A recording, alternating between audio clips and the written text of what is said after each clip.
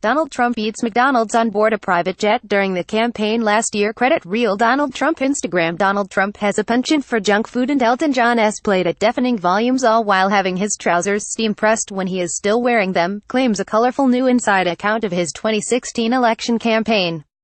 According to the book, co-written by two former senior aides, the U.S. president's temper is so brutal that a verbal assault by the leader of the free world is described as having your face ripped off. His wrath is so all-consuming that it would break most hardened men and women into little pieces, writes Corey Lewandowski, a former campaign manager, and David Bossie, another top aide, in Let Trump Be Trump. The two men said there were moments during Mr. Trump's improbable run to the White House when they wanted to parachute off Trump Force One. Sooner or later, everybody who works for Donald Trump will see a side of him that makes you wonder why you took a job with him in the first place, they wrote in the book due for release on Tuesday. In brief, Donald Trump's family. His wrath is never intended as any personal offense, but sometimes it can be hard not to take it that way. The mode that he switches into when things aren't going his way can feel like an all-out assault. It'd break most hardened men and women into little pieces. According to the Washington Post, which obtained an advance release of the book, much is made of Mr. Trump's junk food diet. On Trump Force One there were four major food groups: McDonald's, Kentucky Fried Chicken, pizza and Diet Coke, the two aides wrote.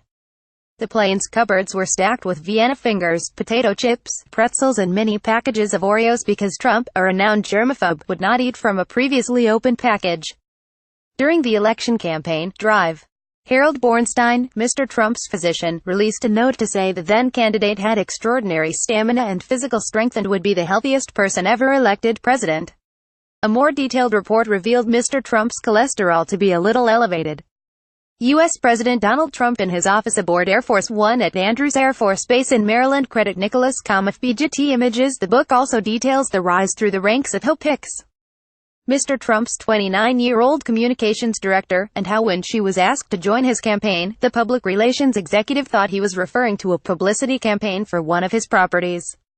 "No, my presidential campaign. I'm running for president," he told her.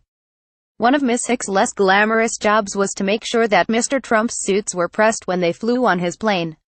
He would yell at her, "Get the machine," the book claims, and Hope would take out the steamer and start steaming Mr.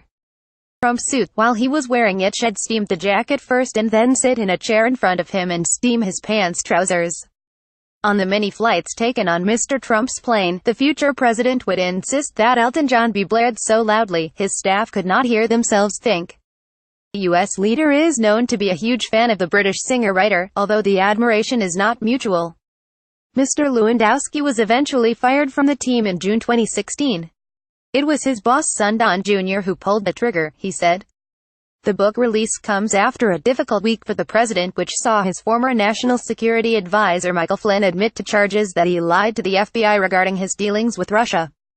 Mr. Trump appeared to acknowledge that he was aware that Mr. Flynn, a former Army general, had lied to the FBI, a criminal offense, when he fired him in February.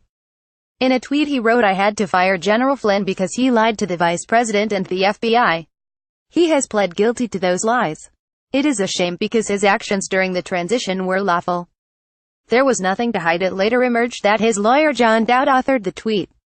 Mr. Trump continued his attack on the FBI regardless. He tweeted, "Its reputation is in tatters, worst in history, but fear not, we will bring it back to greatness."